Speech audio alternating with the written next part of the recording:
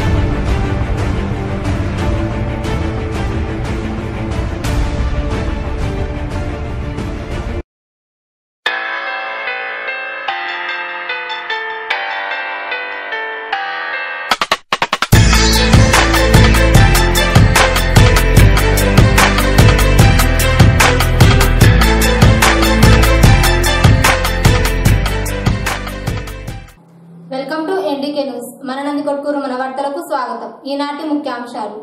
కొణిదెల గ్రామాన్ని దత్తత తీసుకున్నానని ప్రకటించిన జనసేన అధినేత పవన్ కళ్యాణ్. పట్టణంలోని పటేల్ సెంటర్ లో ఏర్పాటు చేసిన బహిరంగ సభలో జనసేన పార్టీని గెలిపించాలన్న పవన్ కళ్యాణ్.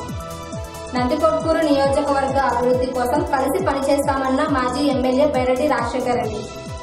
కాంగ్రెస్ అధికారంలోకి వచ్చిన వెంటనే ప్రతి నిరుపేద కుటుంబానికి నెలకు 6,000 రూపాయలు అందజేస్తుందన్న కాంగ్రెస్ పార్టీ అభ్యర్థి అశోక్ రత్నం. రాష్ట్రంలో వారసత్వ రాజకీయాలకు చరమగీతం పాడాలంటే జనసేన పార్టీని గెలిపించాలని జనసేన అధినేత పవన్ కళ్యాణ్ అన్నారు. నందికొట్కూరు మండలం కొణిదెల గ్రామంలో పర్యటించి గ్రామంలోని సమస్యలను పవన్ కళ్యాణ్ అడిగి తెలుసుకున్నారు. కొణిదెల గ్రామాన్ని దత్తత తీసుకుని అభివృద్ధి చేస్తామని ఆయన ప్రకటించారు.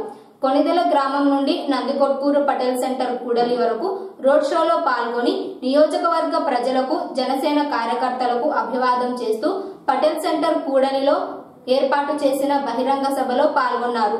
పవన్ కళ్యాణ్ తో పాటు నందికొట్కూరు జనసేన పార్టీ తరపున పోటీ చేస్తున్న అన్నపురెడ్డి బాలవెంకట్ మరియు జిల్లా నాయకులు హర్షద్లు పాల్గొన్నారు.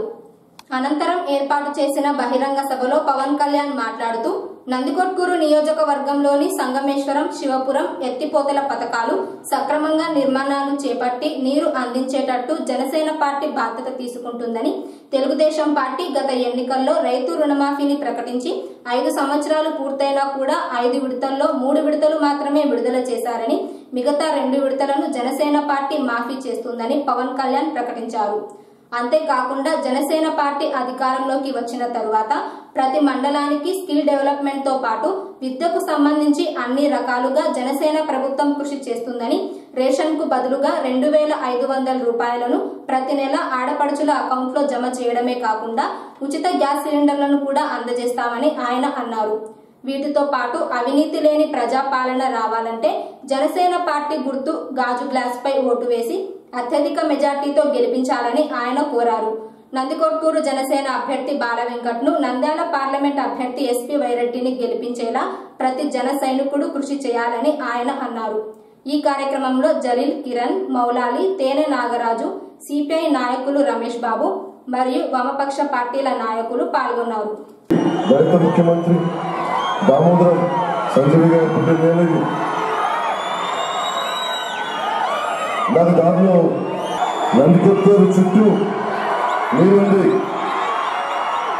కానీ మనకి సాగునీరు లేని పరిస్థితిని చాలా నిర్లక్ష్యం చేయబడింది. మనకి ఇజ్రాయెల్ వెళ్తే మనలాంటి నేల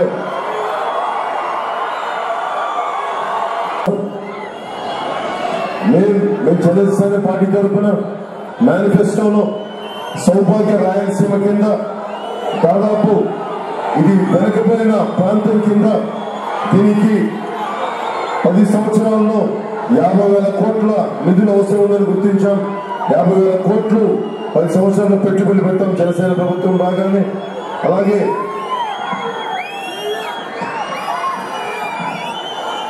ముందు మన ఉనికి నీరు వీటితో పాటు ముందుగా నేను చేయదలుచుకుంది రాయలసీమ సాహిత్యం కానీ, రాయలసీమ కళ కానీ, రాయలసీమ మాండలికాలు కానీ వీటన్నిటికీ సంబంధించి మన రచయితని గౌరవించుకోవడానికి, మన కళాకారుల్ని, మన కళల్ని గౌరవించుకోవడానికి రాయలసీమ కల్చరల్ అకాడమీని పెట్టబోతా ఉన్నాం. మన కళల్ని, కళాకారుల్ని గుర్తించి గౌరవించే విధంగా అన్నిటికంటే ముఖ్యంగా రాయలసీమని కరువు ప్రాంతంగా ప్రకటిస్తాం. 10 సంవత్సరాలు ఇది అమలులో ఉంటుంది.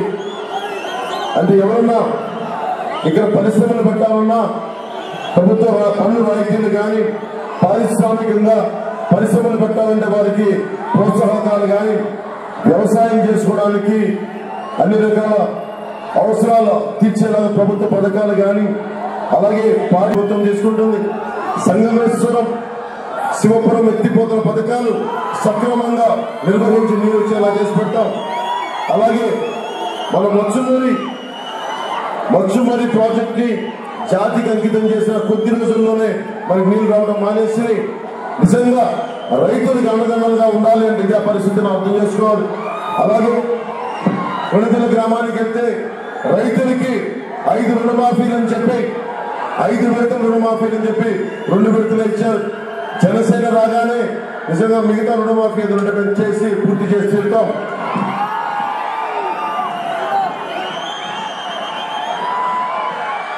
అయిపోయినా 2000 చాలా మంది యువత అడుగుతా ఉన్నారు మాకు ఉద్యోగ అవకాశాలు ఎలా ఉన్నా ఇస్తామని. జనసేన ప్రభుత్వం రాగానే నిరుద్యోగ యువతకి 3 లక్షల ప్రభుత్వ ఉద్యోగాలని భర్తీ చేయించే బాధ్యత జనసేన ప్రభుత్వం తీసుకుంటుంది. అలాగే ఇంటర్మీడియట్ వచ్చిన ఎవరికి విద్యార్థులందరికీ ఉచితంగా ల్యాప్టాప్స్ మీ చదువుకోవడానికి, మీ అవసరాలకి జూనియర్ కాలేజ్ వచ్చిన ప్రతి ఒక్కరికి ఉచితంగా ల్యాప్టాప్స్ అందజేస్తాం.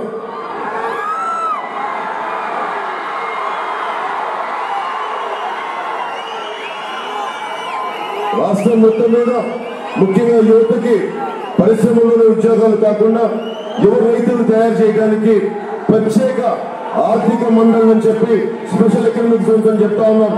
రాణి పరిశ్రమలకి, కట్టెల పరిశ్రమలకి భూములు లాగుతా ఉన్నాం. అందుకని జనసేన నిర్ణయించింది కొత్త 1,00,000 మంది యువ రైతులు తయారు చేయాల్సిన అవసరం ఉంది. వారికి మీరేం పెట్టుబడులు పెట్టక్కర్లేదు, పెట్టుబడులు మీ చేత పెట్టించి మిమ్మల్ని 1,00,000 మంది మీ నుంచి కొత్త యువ రైతులు తయారు చేసి మీ కాలంలో మీరు నిలబడగలిగే బాధ్యతను జనసేన ప్రభుత్వం తీసుకుంటుంది. అలాగే మా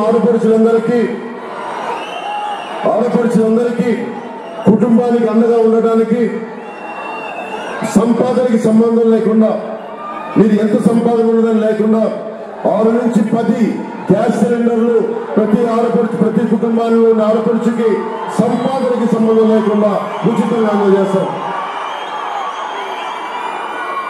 అలాగే రేషన్ ఏం తినాలి, ఏ నూనె వరాలి కాకుండా మా ఆడపడుచుల అకౌంట్ లోకి 2,500 రూపాయల నుంచి 3,500 రూపాయలు డైరెక్ట్ గా నగదు మీ అకౌంట్ లోకి జమ చేసి పెడతాం.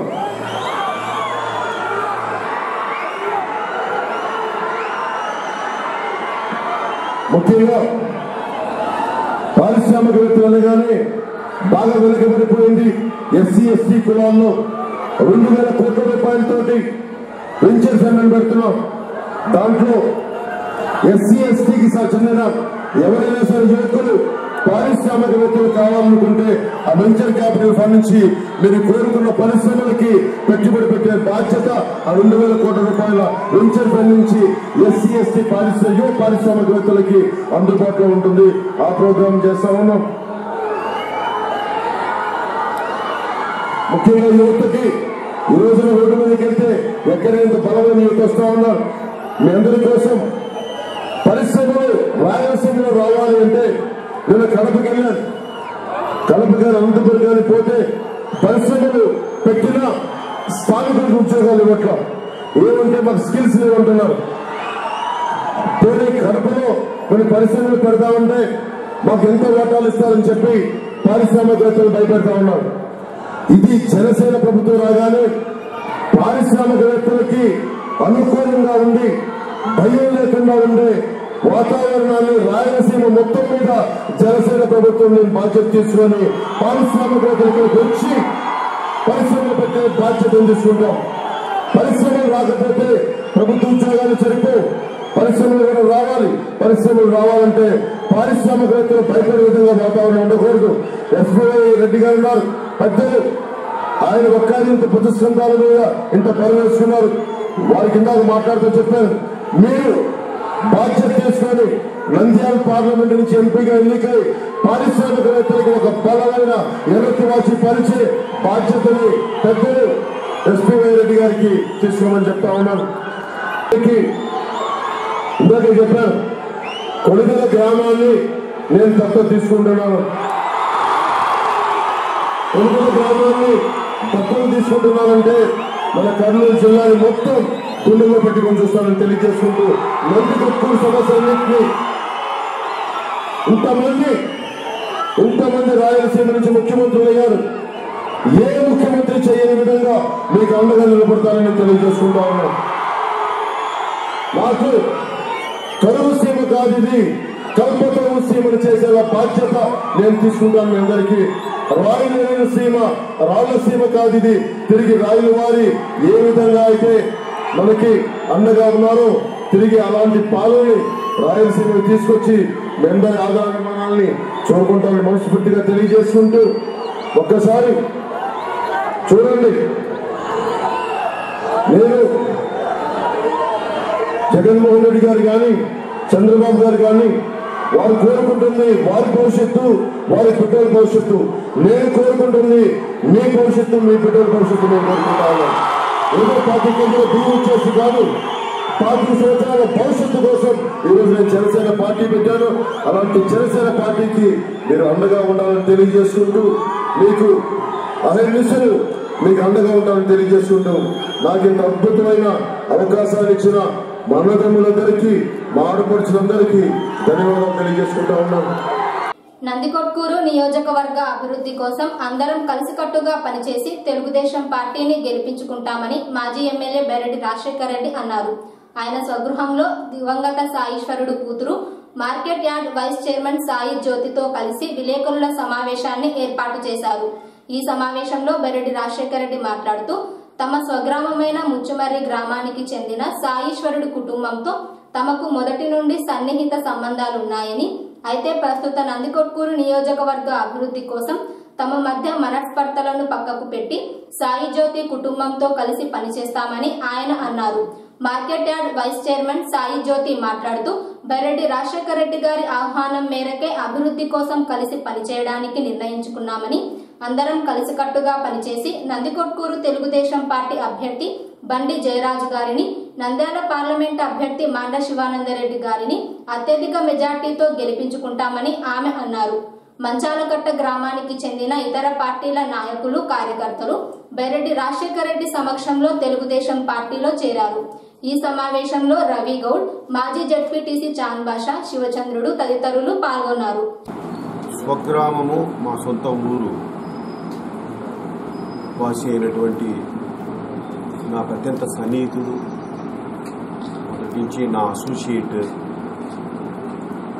నా యొక్క శ్రేయోభిలాషి, ఒక స్నేహితుడు సాయీశ్వరుడు మా ఊరు. ఆయన కుమార్తె సాయి జ్యోతి ఒక మార్కెట్ యార్డ్ వైస్ ప్రెసిడెంట్గా కూడా వైస్ చైర్మన్గా ఉన్నారు. ఈరోజు ఆమె వాళ్ళ తండ్రి గారి మరి సాయేశ్వరిని నాకున్నటువంటి సాయేశ్వరితో ఉన్నటువంటి అనుబంధం, సాయేశ్వరితో ఉన్నటువంటి స్నేహం ఈరోజు మనమంతా కలిసి ఉందాం, నియోజకవర్గం అభివృద్ధి కోసం, మా గ్రామ అభివృద్ధి కోసం కలిసి పనిచేద్దాం అని రావడం చాలా సంతోషం. మేమంతా కూడా మరి ఆ పిల్లలు కూడా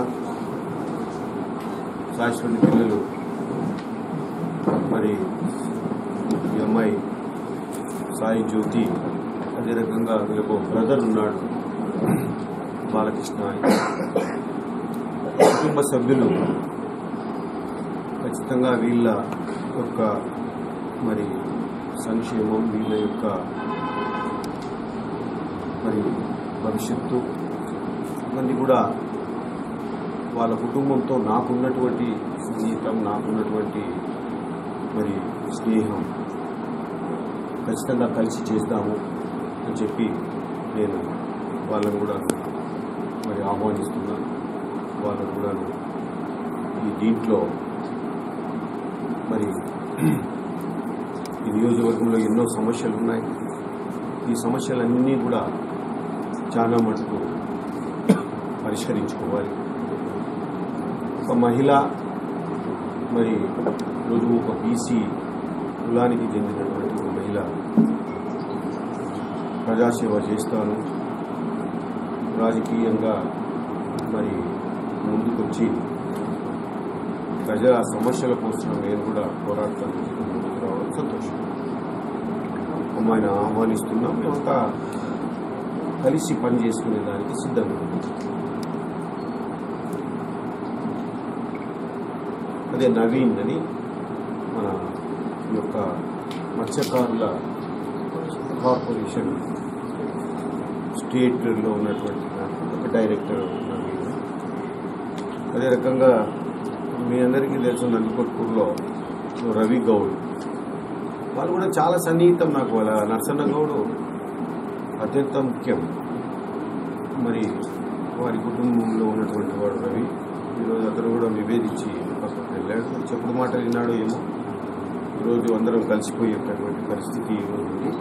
చాలా సంతోషకరమైనటువంటి మంచి పరిణామం. ఏవైతే జరిగాయో ఇంతకుముందు ఇంకా అవన్నీ కూడాను ఈరోజు ఒక రకమైనటువంటి మిస్అండర్స్టాండింగ్స్తో జరిగినటువంటి వ్యవహారాలు నాకు సంబంధించి నేను ఎన్నడూ కూడా ఈ కుటుంబాన్ని నేను మర్చిపోలేదు. సాయేశ్వరుడు మాకై మా రాజకీయ జీవితం ప్రారంభ దశలో అన్ని రకాలుగా సహాయంగా నిలబడినటువంటి కొంతమందికి తెలియదు చరిత్ర, కొంతమందికి ఏంటి ఏమి, ఎక్కడ ఏ బాధలు పడ్డారు, ఎక్కడ ఏ సాక్రిఫైసెస్ ఎవరు చేశారు, ఎవరెవరు మరి వాళ్ళ త్యాగాల ఫలితంగా మేము రాజకీయంగా ముందుకు వచ్చామన్నది చాలా మందికి తెలియదు. అది చాలా దురదృష్టకరం.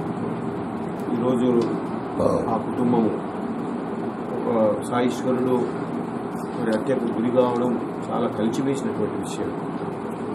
అది నేను ఎప్పుడూ ఒప్పుకోలేదు, చాలా బాధపడ్డాను నేను. మరి ఈరోజు మరి నాకు స్నేహంగా ఉన్నటువంటి సాయేశ్వరిని ఆత్మ శాంతిస్తుందని నేను అనుకుంటున్నాను. ఎందుకంటే సాయి జ్యోతి చిన్నతనంలో చిన్న అమ్మాయి, చిన్న పిల్ల, పాప ఆ టైం నుంచి కూడా మరి ఆ కుటుంబంతో మాకు ఉన్నటువంటి సంగతి. ఈరోజు ఆ అమ్మాయి వచ్చింది, సంతోషం, ఆహ్వానిస్తున్నాం, కలిసి పనిచేద్దాం. నా బ్లెస్సింగ్స్ తప్పకుండా ఈ అమ్మాయికి ఉంటాయి. ఖచ్చితంగా అన్ని రకాలుగా ఆ అమ్మాయిని ఆదుకుంటాం, వాళ్ళ కుటుంబాన్ని ఆదుకుంటాం, బాలకృష్ణను ఆదుకుంటాం. దీంట్లో వేరే అభిప్రాయం లేదు. మనసారా మనస్ఫూర్తిగా ఆ అమ్మాయిని వాళ్ళ కుటుంబ సభ్యులు అందరినీ కూడా నేను ఆహ్వానిస్తున్నాను. మా ఇంట్లో నందికొట్కూరు మా స్వప్నం. అయితే మీరేమన్నా చెప్పండి.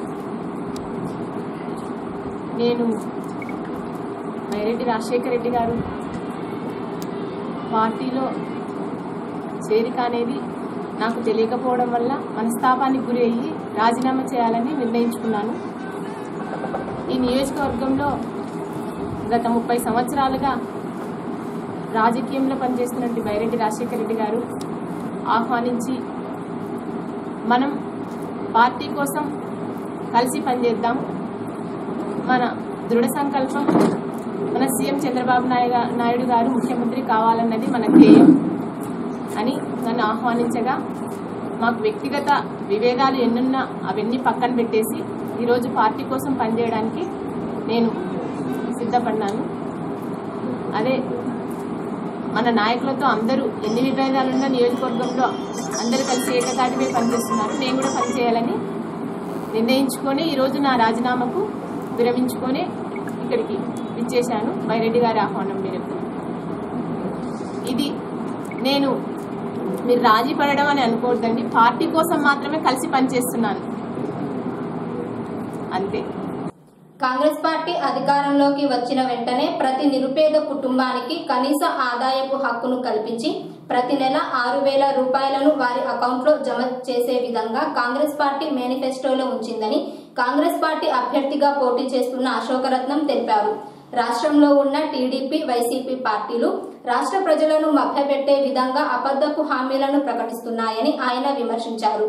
అంతేకాకుండా రైతులకు మరియు కౌలు రైతులకు 2 లక్షల వరకు రుణమాఫీని రాహుల్ గాంధీ గారు ప్రకటించారని, ముఖ్యంగా కాంగ్రెస్ పార్టీ అధికారంలోకి వచ్చిన వెంటనే ఆంధ్రప్రదేశ్ కు ప్రత్యేక హోదాతో పాటు విభజన హామీలపై రాహుల్ గాంధీ గారు మొదటి సంతకం చేస్తానని ప్రకటించడం హర్షించదగ్గ విషయమని అశోకరత్నం అన్నారు.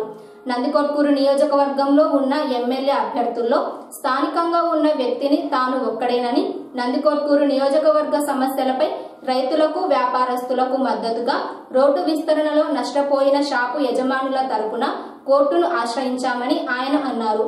అందువల్ల నందికొట్కూరు నియోజకవర్గంలో హస్తం గుర్తుపై ఓటు వేసి కాంగ్రెస్ పార్టీని గెలిపించాలని ఆయన కోరారు. రాహుల్ గాంధీ గారు ఒక చట్టంగా కనీస ఆదాయ హక్కు చట్టాన్ని తీసుకొని వస్తున్నారు. ఆ ఆదాయ హక్కు చట్టం ఏమిటంటే ప్రతి పేద కుటుంబానికి 72,000 రూపాయలు సంవత్సరానికి ఇస్తుంది. ప్రతి నెల 6,000 రూపాయలు వీళ్ళ అకౌంట్లోకి డైరెక్ట్గా వస్తాయి. భారతదేశంలో 20 కోట్ల నిరుపేద కుటుంబాలు ఉన్నాయని అంచనా వేసి వాటిని అమలుపరచడానికి ఉన్నారు. ఎప్పుడైతే 6,000 రూపాయలు ప్రతి కుటుంబానికి వస్తాయో అప్పుడు ఏ పెత్తందారి కింద వీళ్ళు ఉండవలసిన అవసరం లేదు. వాళ్ళ పిల్లలు బాగుపడతారు, వాళ్ళ కుటుంబాలు బాగుపడతాయి. ఇటువంటి పథకం దేశంలో ఎప్పుడూ కూడా కనివిని ఎరగనటువంటి పథకం. దాని నుంచి చాలామంది బెనిఫిట్ అయ్యేటువంటి అవకాశాలు ఉన్నాయి. ఇప్పుడు తెలుగుదేశము, వైకాపా, జగన్ పార్టీలు ఉన్నాయి. వీళ్ళందరూ కూడా అక్రమంగా డబ్బులు సంపాదించుకున్నటువంటి వ్యక్తుల పెట్టారు. వాళ్ళు కానీ డబ్బులు ఇస్తే 500 రూపాయలు ఒకరు ఇస్తే నెలకు రోజుకు పావల, నెలకు 7.5 రూపాయలు వస్తుంది. 1000 రూపాయలు ఇస్తే రోజుకు 10 రూపాయలు, నెలకు 15 రూపాయలు వస్తాయి. మీరు కాంగ్రెస్కు ఓటు వేస్తే నెలకు 6,000 రూపాయలు వస్తాయి. మీ అందరికీ వాళ్ళు ఇచ్చేటువంటి నెలకు 15 రూపాయలు, 7.5 రూపాయలు కావాలా, 6,000 రూపాయలు కావాలా, మీరు నిర్ణయించుకొని మీ ఓటు హక్కును వినియోగించుకోండి. ఇక్కడ ఉన్నటువంటి భక్తులను తీసుకుంటే నేను స్థానికుని, ఇక్కడనే ఉద్యోగం చేశాను. ప్రతి గ్రామంలో కూడా ప్రజలందరికీ కూడా నేను పనిచేస్తుంది. ఏ గ్రామంలో ఏ సమస్య ఉన్నదో నాకు క్షుణ్ణంగా తెలుసు. వాటిని పరిష్కరించే పరిజ్ఞానం కూడా నాకున్నది. ఇక్కడ అంతర్గతంలో లభ్య వెంకట స్వామిని నేను కాదని లభ్య వెంకట స్వామి తీసుకొచ్చారు.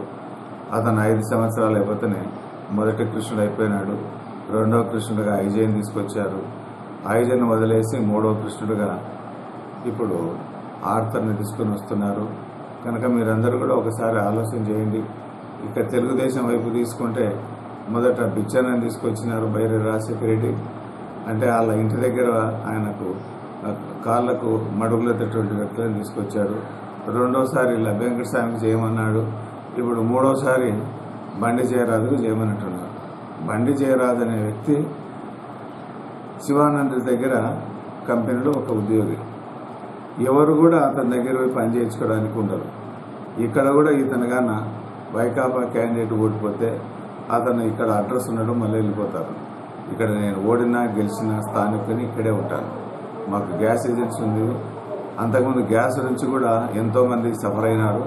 బ్లాక్లో అమ్ముతూ ఉండేవారు. ఇప్పుడు అటువంటిది లేకుండా ఈరోజు ఫోన్ చేసేస్తే రేపు మరుసటి రోజే డెలివరీ ఇస్తున్నాను. అదేవిధంగా ఎప్పుడు మీకు అందుబాటులో మీరు ఫోన్ చేసేసి అందుబాటులో ఉంటాను. కొట్కూరు నియోజకవర్గంలోని వార్తా విశేషాలు మరిన్ని